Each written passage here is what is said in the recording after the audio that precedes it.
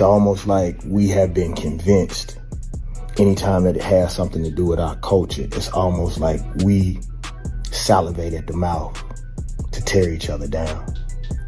And what makes me upset is within our community, just about anybody that the world decides is wrong, if they were doing something wrong, we knew about it in our community for 10, 15 years and didn't do shit about it.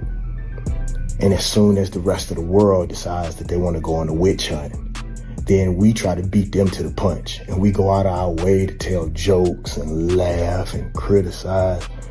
That shit is sad. That shit is really, really sad.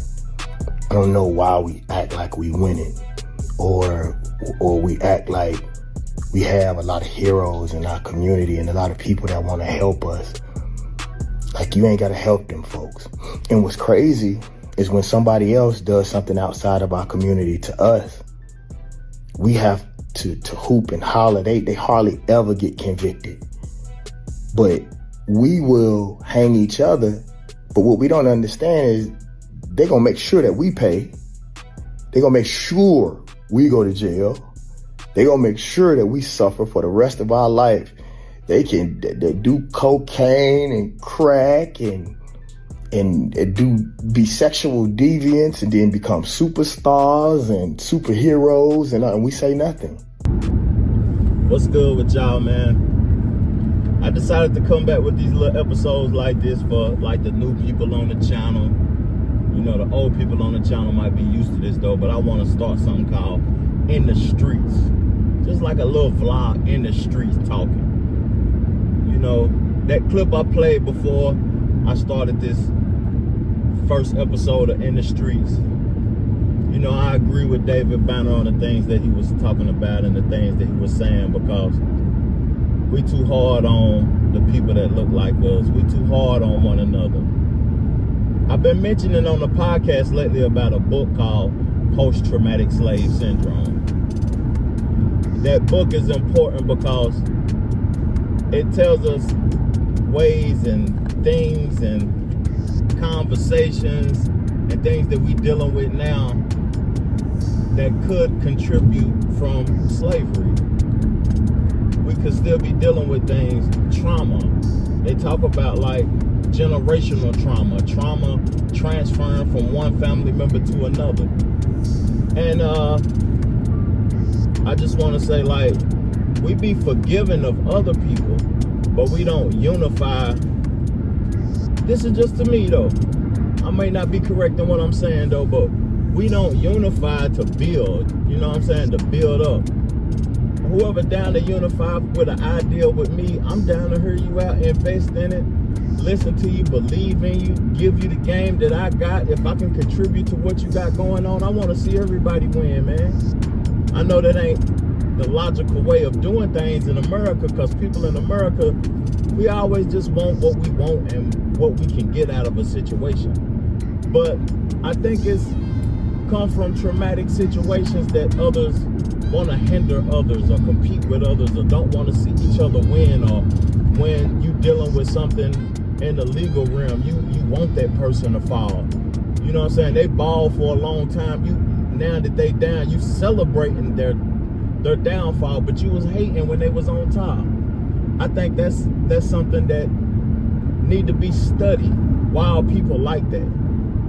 Because I really don't have no attachment to these celebrities and these individuals, like how people be having feelings and get emotional about people that they don't even know. That's weird. But it is what it is, though, man. Whatever y'all dealing with, I hope you heal from it. Real talk. But off of that topic, I want to mention a few things, like, you know, Asheville, East Tennessee, North Carolina is dealing with some crazy times and some crazy things right now. That hurricane came and flooded Asheville, which is a beautiful city. It's an underrated city, but we'll keep it quiet though. Like the Biltmores there, they have like good wineries and good relaxing nature, and it's kind of like a hippie town, but it's cool though. It's dope.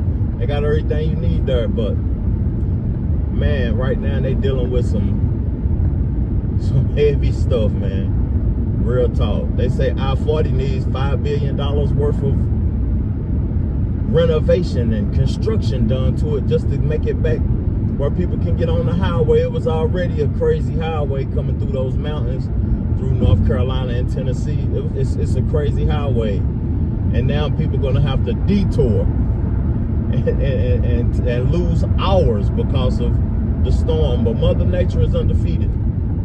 And it can happen anywhere. You just got to stay prepared and stay protected. But the last thing I want to talk about is these ports. Like the union is threatening on closing the ports on October the 1st, right? Because they want an increase in the wages.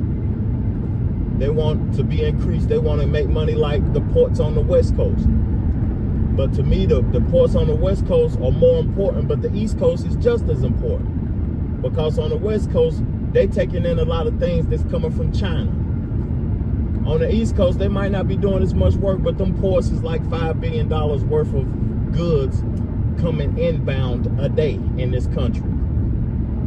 If those ports close, people got to be prepared to be paying outrageous prices for daily things that they used to get. And I don't know if we're prepared for that. We already dealing with a recession that they ain't talking about. A financial catastrophe. If I say it, it's a financial catastrophe.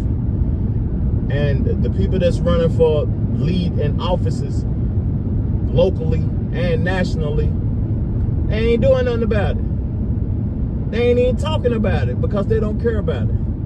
And they don't care about you.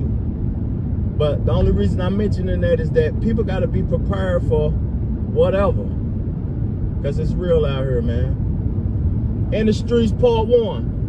With your boy. Holla at y'all, man. Peace, love, plenty, abundance. Make sure you go get you some money and I'm gone. Chill. The Trevor Jackson Podcast.